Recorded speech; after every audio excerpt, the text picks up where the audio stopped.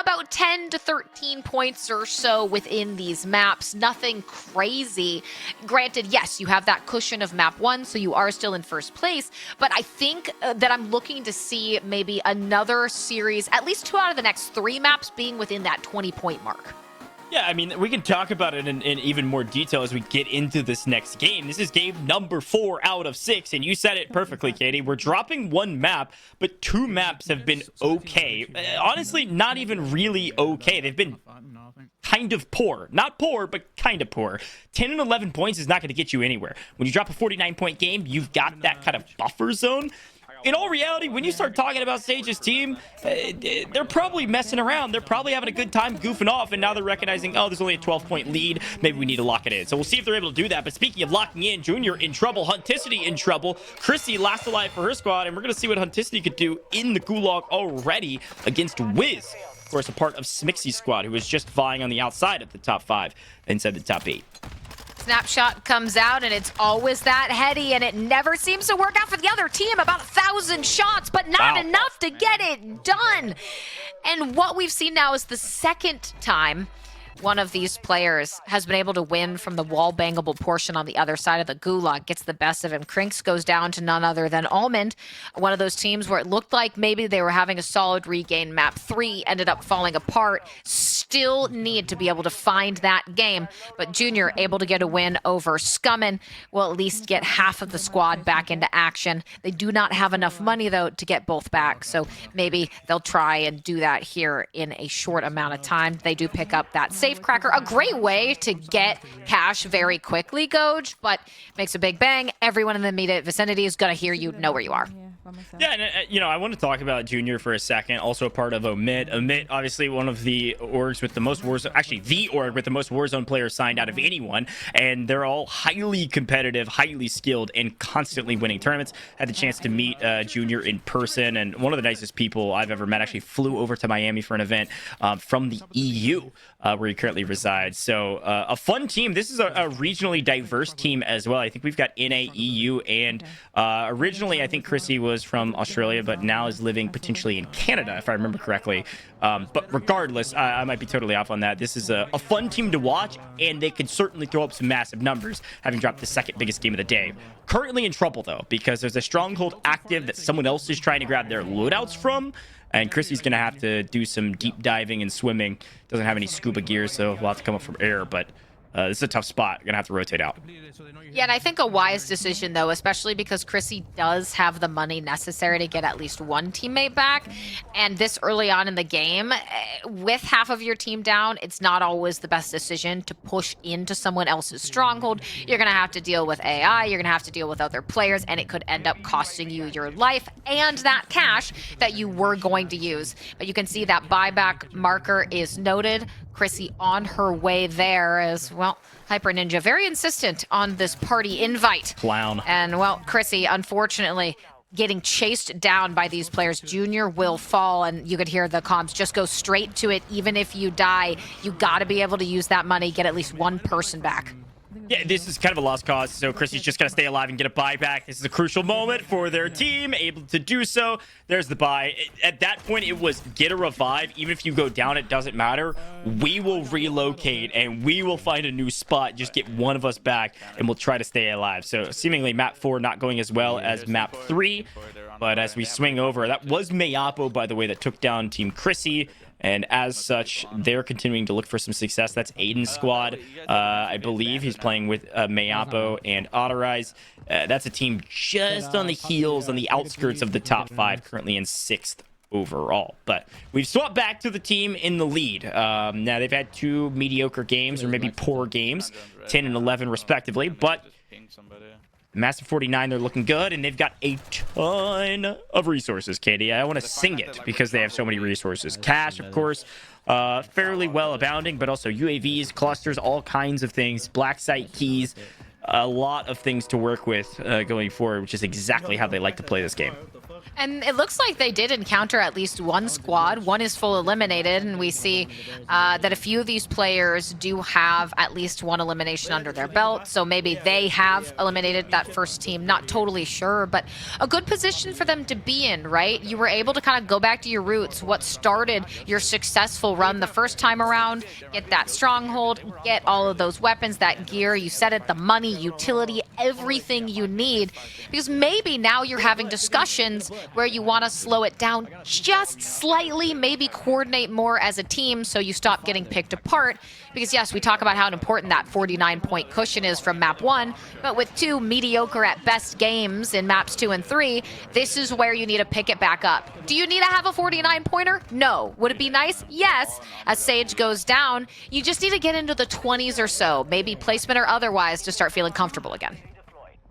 That's exactly right. Team does a fantastic job of having money so they can utilize some resources, but Sage still has the gulag, so he's not going to go for an insta buyback yet. Instead, he's going to look for the team that knocks Sage and potentially work together in order to find some kills. Soka's calling out that he's going to play with this team a little bit. Some of the windows, some different angles maybe he's going to take some shots from. Initially just going to swing into the battlefield here and look for a jump spot. Finds it. Wonder if they know about it. Not positive yet whether they do or not, but they're a little bit scared. He said throw nades, and that's exactly what they're doing. This is the type of chemistry and call-outs this team always has. They're always trying to do some fun things in order to get an advantage, and usually it works. Soka doesn't want to push the equation yet, though, because likely we'll see 3 or 4 players on the other side of this door. Patiently Those ones waiting. to the right gets that tag, but you said it, playing patient with Shifty in that Overwatch position. So they wait to see if Sage gets back into the action. Yeah, that's the thing. It's you want to play patient here. You don't want to waste too much time, but at the same time, it's customs. People are going to be, bounding into the 6th, 7th circle. You're going to find eliminations along the way. I'd like to clean up this team so the POI is clean for you and you know where the rest of the teams are. Now, here's another team rotating in 3 vehicles. This is going to be dangerous. This is why they're yelling, back out, back out, back out. It is not worth it. Likely, when 3 vehicles are flying at a building, they have a UAV popped. They know how many dots are on that UAV, and there was going to be at least 6 of them on the UAV, likely. So, with vehicles flying at them, they've backed out. They're playing patient. Very smart move and a great call out. What's more, Sage falls, is not going to be respawning in, so now you have to reposition. I believe only 1 player there had enough to get Sage back. So we swing over to Lipton right now, see what they can get done. Having a bit of a trouble in this gunfight. All 3 fall. Lipton on their own, trying to make a play, and you can see that exhale, that frustration. This is going to be tough. Nice job breaking the armor. But they know exactly where you are. So how are you going to be able to win this gunfight or get out alive remains to be seen. Just waiting for the push. And spots one around the corner. Again, pings, throws out the nice armor break on top of that molly. Only able to break armor, nothing else, as Soy Sauce continuing to clean up a nice elimination there as we swing back to Cranks. Their team a bit better of a position this time around. No eliminations, but it looks like everyone alive and well. Yeah, this is a great regain. Chrissy's team was really in trouble. They grabbed that res, and then Chrissy lost her life, so it was just 1 person flying around with a pistol. Now all 4 are alive, and seemingly they've got some resources to play around with. So far so good. They're going to throw the counter UAV up as they rotate. Smart. I was going to call back to Lipton's fight there, Katie. Honestly, that might have been the case of players that don't play together often or not as much as they should or as much as some of the other teams have playing together, and a lack of chemistry or a lack of callouts. Because Lipton, yes, had the high ground, but it wasn't in a position to help out his teammate that was down below and was just kind of waiting on the opponents to push into the building to try to catch one unawares. I'd have rather seen work together and try to fight together to even have a chance at that fight. Because when it comes down to it, Lipton's last alive. You're on high ground, but it's 1v3, 1v4 because you didn't help out your teammate down below. So now what are you going to do? Are you going to win the 1v3, 1v4 just because you have a little bit of high ground? Probably not. Something to keep in mind as we go forward is you got to play for trades. And if you're not going to play for trades, maybe run away and see if you can stay alive to regain for your squad. But a tough shake of it. See if they can get better of it next time.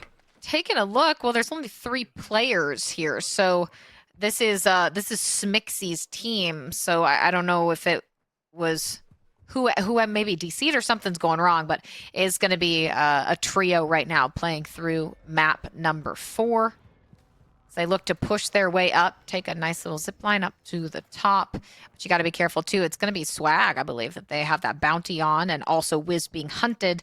So potential here for them to be a little bit careful, because if that other team comes for them right as they're trying to push Swagg, it could get messy for everyone involved very quickly. Yeah, you know, FaZe doozy. Haven't seen Swagg or really talked about Swagg at all in this event yet. They're somewhere down middle of this leaderboard or so, from what I can tell. Somewhere around 10th, actually, so a little bit higher than middle. They would like to see a nice big win. They've got a great team, to be honest with you, overall. Booyah, Swagg, Super Evan. I mean, this is a great squad. It's just a matter of, can we catch enough win to start creeping up this leaderboard and be in the conversation? Haven't seen them on main stage yet. Would love to see their perspective here shortly, especially as they grab the better of 2 out of 3 of Smixy's teammates. Smixy's nowhere to be seen, but Echo is going to get out of touch. This is what I was talking about with Lipton. Like, run away if you can. Now, it's a lot easier to run away when you've got a parachute pull that you can take rather than kind of scampering out of a building that's theoretically surrounded. But Echo gets out fairly free. Could potentially be pushed, but that would mean Team Swagg is going to abdicate their high ground position and push out into the open. So probably not a smart play. Echo makes the wise rotation and gets lucky with no teams holding down this position. Likely this is where the team came from. So they knew it was most likely safe, and they were right so far. But where's the next buy station? That's the big question mark. Yeah, you have a lot of cash, but nowhere to spend it. And you don't want this to be your predetermined drop game of the 6, because we do, I believe, have a dev error with Smixy, so won't be participating in the rest of map 4. But you do have 4 eliminations. If you can get the rest of the team back up and cobble together a nice placement, this doesn't have to be that predetermined drop game, right? Because usually when something like that happens, it's unfortunate. But hey, you do have a drop game, so it's nice if you need to use it. Although potential here for them to maybe turn this into a solid game. I'm not quite sure how many eliminations the rest of the team had, but 3v4 in quads, it'll be difficult, but it's certainly doable if you play it smart. Yeah, we'll likely see Echo play very, very slow for a while, so I'd love to swap to a few more POVs, at the very least, just to see where some of these players are, because we're in the mid game. This is likely where you're going to see most of the slow gameplay setting up for the end game, especially with placement points currently active. Something to keep in mind is that it's kind of those 3 different zones of activity we always talk about with customs: early, mid, late game. We all know it. The mid game is the slowest, but you have to use that time to set up for the end game, or your end game will come down to unfortunate rotations or losing out because you don't have the great positions. Use the mid game to set up for the end game. That's what the great teams do, and that's where they find a lot of success. The end game doesn't just come naturally, or you don't just get lucky all the time. It's often, how do you set up for that end game to give yourself the maximum amount of advantages as possible. Speaking of teams that are maybe in a bit of action, looks like Joewo is able to take out Scumman, but they quickly buy him back, which means, hey, team on your screen, all 4 alive, with at least a few loadout guns to work with, and Huskerrs seemingly sniping. Again, only 1 sniper allowed per team, so we'll see if you can maybe make good use of it. We'll be going up against Breadman on the other end of that, since Joewo got that opening kill onto Scumman. Going to be an intensive sniper battle if we're treated to one. You can see they're pushing up, Scumman flying in to get back to his loot. No engagements just yet, but I think you can see, at least on the mini-map, a couple ideas on where these players are. I know there's some others around the corner, but engagement coming in, and well, it's going to be at least one. Huskerrs has to turn and burn onto Wars, trying to make the flank play. Doesn't work out, but Joewo does take out 4, and Jace at least downs him, gets traded out. So a nice forward play from the remainder of the team, keeps everyone alive. And Huskerrs, good call on whipping around and stopping that flank, because if Wars gets one in the back, that could be really tough for them if he collapses on them.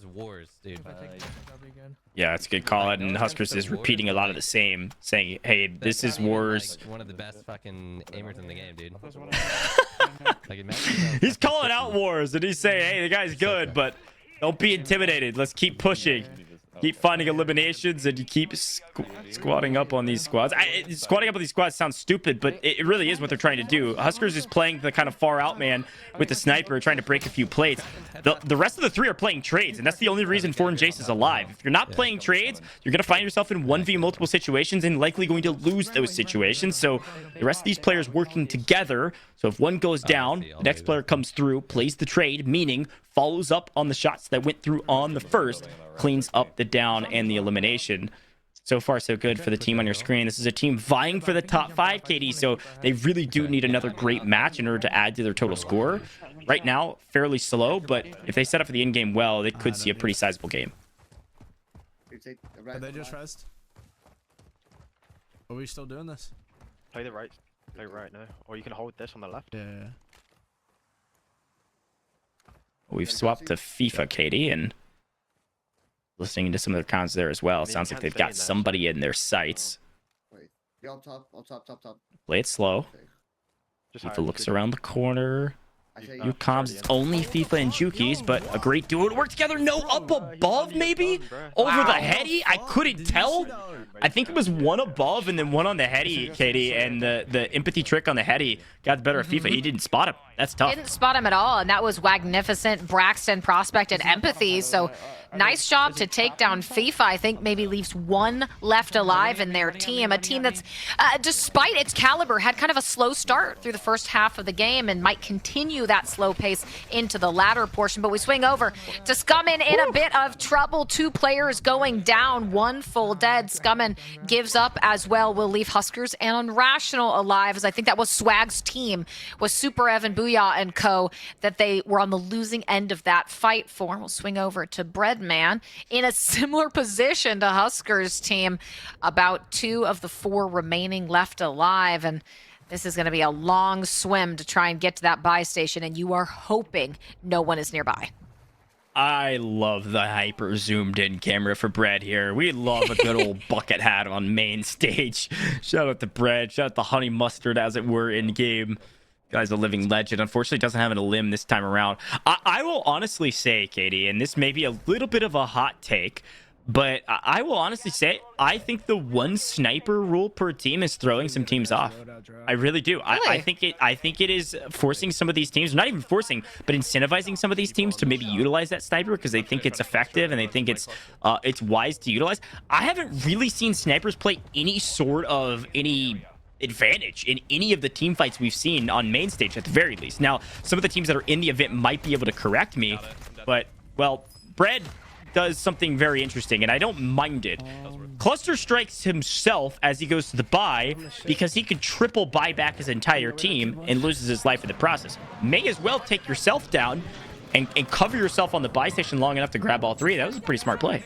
Yeah, smart play, especially if you can somehow turn it into denying that kill point for someone else. But that's the FIFA down we saw earlier. Chrissy's team here, again, a great job from them in hitting these regains. Crinks there on the screen to the left, just pushing forward, but decent amount of gunfights. And nice. we talk about it, isolating a 2v1, giving yourself those trades and man advantage, so important. And that was Juki's, also on FIFA's team. And well, it could spell the end for them here. Chrissy's team in 2nd place after a phenomenal, massive map 3, which propelled them into that position just above Destroy's team. So we start getting into the latter portion of this game. 19 teams left. We are into the placement points now. Everyone who gets eliminated here will get a minimum of 1 point, all the way up to 10 for 1st place. Crinks, I believe, with 1 elimination. So I think they might have a decent amount of eliminations right now, but placement's going to be a factor, I think, in securing them kind of that top 3 positioning going into the final 2 games of the tournament. Yeah, they salvaged a bad game into a okay game. They'd like to make it a good game with a few more limbs and a great placement. So it's a good start. This is similar to what we saw Biffle, Sage's team do, go from what could have been a 2 or 3 point game, make it a 10 or 11. It could be your worst, but at the very least, you know you have an okay score on the board that you could at least work with a couple decent maps, which both of the teams that I've mentioned have. So they're going to continue to loot around. This will denote, most likely, that no teams are here currently if everything's unlooted. But sometimes some of these teams can get pretty crafty. Never know. Check all your angles, check the bathroom, check the toilet. Could be some rats, Katie, especially as we enter into the 5th circle here in a moment. 18 teams still alive. Likely there's several teams just inside this next circle. A lot of verticality too, so you will likely see even more teams survive to the final couple circles. Yeah, especially depending on where that circle pulls is going to kind of determine the viability of that end game for a lot of these teams. And when you have this many buildings, it's going to make it easier to survive, more nooks and crannies, and who knows, go toilets to hide in to keep yourself alive. Some shots going out from Cranks, but Cranks on the receiving end of a down, not able to get the kill. We'll see if they can get there in time to maybe keep him alive. Does have the smoke down, going for the self-revive. Does have it. Nice job. Saves the self-revive. Good job out of them to make the play. But that team is ready to go at the top of that building, trying to make this push. Wise choice. Rotate away from the stairs, drop those smokes, and get to a better position. Yeah, I like this play. As a reminder, if you're wondering, why is everybody running smokes? Well, it's one of the easiest ways to cover your advances. We've lost Junior in the advance because they didn't have a smoke on the final rotation. Yeah, Sage on the other side. So in theory, the team at the top finding some more success. This is the first place team versus the second place team, and the first place team. No, OP Marked also getting involved out of nowhere. The man's hanging out on one of these buildings and finds Crinks and grabs the elimination.